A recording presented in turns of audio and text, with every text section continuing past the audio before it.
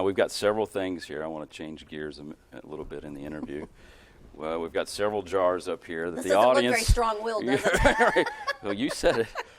That our audience has probably been thinking to themselves for the last 10 or 15 minutes. Why don't you walk us through that, and then we've got several pictures to look at. So Sure. Go ahead. Well, one of the things I enjoy doing Okay. whenever I ever have a few minutes, and maybe it goes to my farm background, is that I enjoy canning and preserving. I do a lot of farming. I have a farm. That's great. My parents are still on a farm. She has time for a farm. Yes. Just saying. I farm on the weekends. I go out with my father, and he's still my father still has his farm. I go out and help him. My husband and I have farms, and so besides corn and soybeans and all that we grow and cattle and so forth, we also grow a lot of vegetables, and we also go to farmers markets. And Now, so do you get out there every weekend, you said, or how almost, often? oh yes, almost Wow, every that's weekend. beautiful. I have to. My dad needs me. That's so. awesome. That is so awesome.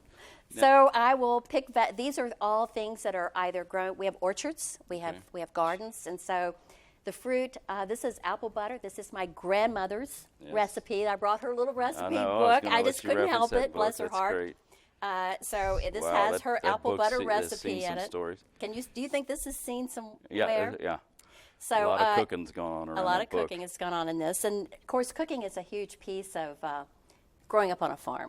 And I was showing some of the other folks across the way. It has a recipe for mincemeat, but then on the back it has a whole thing for 1,000 pounds of sausage and 1,000 pounds of meat that you cure. So this is truly We're now a cooking show. an authentic country woman's cookbook. But this is her apple butter recipe. I always say her magic ingredient is 1/4 of a cup of apple cider vinegar, and it gives it that little twang. I got you. These are pickled green beans along with the serrano peppers that we raised on the farm. I think I've got tomato. Me and my wife would get along great. She loves all this stuff. Tomato thyme jam or relish up in the front. I've also got all kinds of herbs, as you can imagine.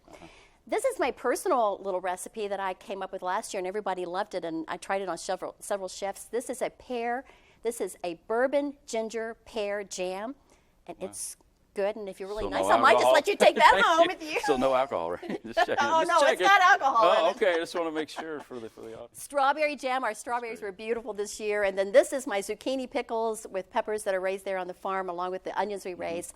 And it's got a kick to it, too. Now, we've got several pictures here, and I want to hold that up. Sure. And they're on the back as well. Oh, you just turn them to the camera Okay. and just reference what's going on in them. Like this? Yeah, I'll hold these for you. Oh, okay. Make it easier.